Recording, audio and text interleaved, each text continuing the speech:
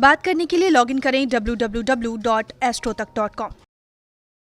मित्रों नमस्कार, मैं हूं आपका मित्र कमल नंदलाल और मैं आप सभी दर्शकों का हार्दिक अभिनंदन करता हूं एस्ट्रो तक की खास प्रस्तुति कमल नंदलाल के महा उपाय जो आपके जीवन को सरल, सुगम और सफल बनाए, सिर्फ एस्ट्रो तक पर। तभी तो आपसे कहता हूं एस्ट्रो तक को लाइक करें, सब्सक्राइब करें। और कमल नंदलाल तो ये कहता ही है कि शेयर तो बनता है, क्योंकि आपका एक शेयर कितना बड़ा पुण्य का काम करता है।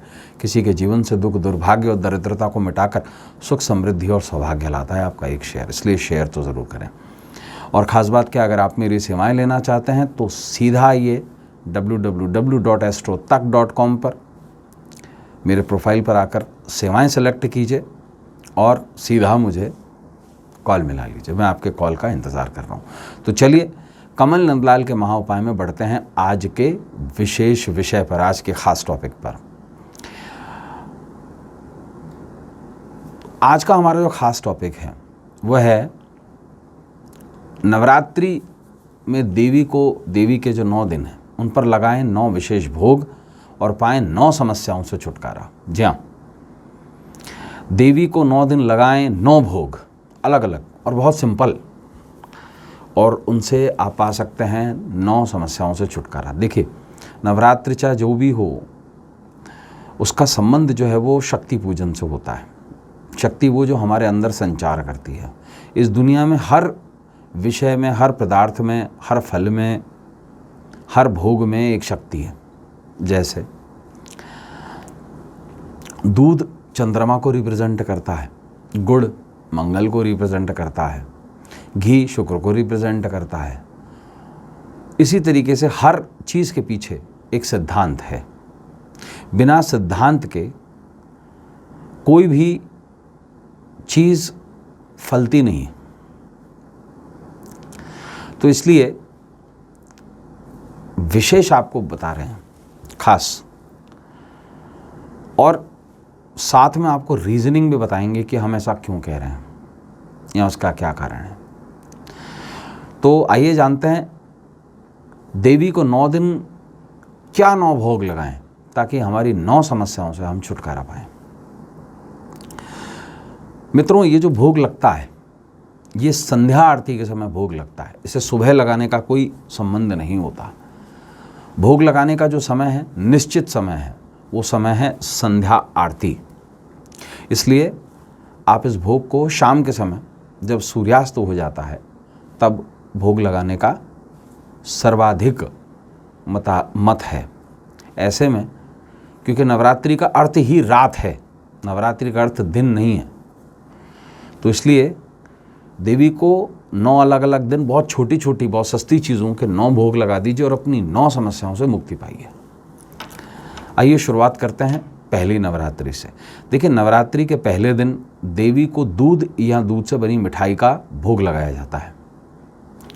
इसका कारण क्या है? इसका कारण है चंद्रमा, जो हमारे बॉडी में सबसे ज़्यादा है, और दूध जो है वो चंद्रमा को रिप्रेजेंट करता है। और क्या होता है, इससे मानसिक समस्याएं दूर होती हैं, मानसिक परेशानियां दूर होती हैं। और इस दूध को भोग लगाने के बाद में आप किसी भी मंदिर में या ब्राह्मण को दान कर सकते हैं या छोटी कन्याओं को दे सकते हैं। नवरात्रि के दूसरे दिन देवी को गुड़ का भोग लगाइए, और उस भोग को लगाने के बाद में आप किसी भी विप्र को से दान कर दीजिए। और इसे भी आप शाम में ही लगाएं और शाम के समय में ही इसका दान कर दें। नवरात्रि का संबंध ही रात से है, इससे आयु में वृद्धि होगी। गुड़ का संबंध मंगल से है और मंगल आयु का स्वामी है कालपुरुष सिद्धांत के अनुसार। नवरात्रि के तीसरे दिन देसी खांड यानी कि शर्करा का भोग लगाएं। देसी खांड का जो संबंध है वो मूलतः शुक्र से है, शुक्रा, शर्करा, और शुक्र का काम है आकर्षण। इससे आकर्षण में वृद्धि होती है। लेकिन इसका दान भोग लगाने के बाद में आप किसी ब्राह्मणी को करें या किसी कुंवारी कन्या को कर दें तो आकर्षण में वृद्धि होती है, आकर्षण शक्ति बढ़ती है।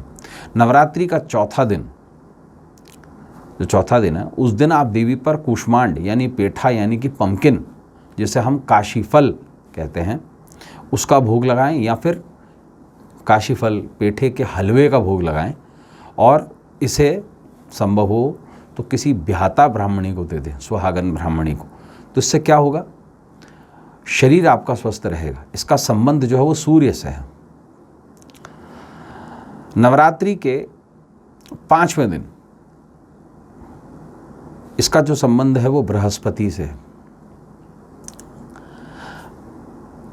बुध से भी है, दोनों जगहों से है। देखिए, नवरात्रि के 5वें दिन देवी को मूलतः जो भोग लगाना चाहिए वो लगाना चाहिए घी का भोग, गाय के शुद्ध घी का भोग। इसका संबंध, गाय का शुद्ध घी जो होता है ये संबंध रखता है मूलतः बुध से, और बुध जो है वो रोगों का भी स्वामी है, बुद्धि का भी स्वामी है, और संतति सुख भी बुध से ही देखा जाता है। तो मूलतः संतान सुख में वृद्धि होती है इससे। अगर किसी को संतान नहीं हो रही है तो संतान, आपने देखा होगा जो प्रेग्नेंट औरतें होती हैं वो क्या घी पीती हैं, तो बुद्धि का विकास भी होगा, बच्चे की भी होगा, और सभी रोग दूर होंगे। नवरात्रि के 6ठे दिन देवी को शहद का भोग लगाएं। शहद का संबंध बृहस्पति से होता है। ऐसे में विवाह संबंधी जितनी भी बाधाएं चल रही हैं वो सारी दूर होंगी, गृहस्थ जीवन अच्छा होगा। नवरात्रि के 7वें दिन ये जो संबंध है काल रात्रि से संबंध है, और काल रात्रि का संबंध शनि ग्रह से है, और शनि ग्रह श्रीफल में बसता है, यानी कि नारियल में बसता है। कई लोग उसको अष्टमी पे लगाते हैं। शास्त्र पढ़ लें, अष्टमी पे नारियल का प्रयोग या उसका दान या मंदिर में चढ़ाना वर्जित माना गया है। आप सभी वेबसाइट में देखेंगे अष्टमी पे नारियल चढ़ाइए, नारियल चढ़ाना वर्जित माना जाता है अष्टमी पे। तो सप्तमी पे, नवरात्रि के 7वें दिन देवी कालरात्रि पर या देवी दुर्गा पर नारियल का भोग लगाइए। इससे अनहोनी घटनाएं जो है उनसे आपका बचाव होगा। नवरात्रि का 8वें दिन महागौरी पर तिल का भोग लगाइए। तिल का संबंध राहु से होता है, तिल और तिलहन, और इससे शोक से मुक्ति मिलती है, दुखों से मुक्ति मिलती है। नवरात्रि का 9वां दिन सिद्धिदात्री से संबंध होता है इसका, और सिद्धिदात्री का संबंध केतु से होता है। इसलिए नवरात्रि के 9वें दिन केले का भोग लगाइए। केले का संबंध केतु ग्रह से कहा गया है। ऐसे में मृत्यु भय से मुक्ति मिलती है और सभी काम सिद्ध होते हैं। तो मित्रों, ऐसे ही एपिसोड्स लेकर आपके लिए आता रहूँगा।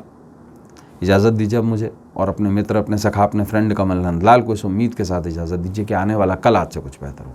नमस्कार, नमः शिवाय।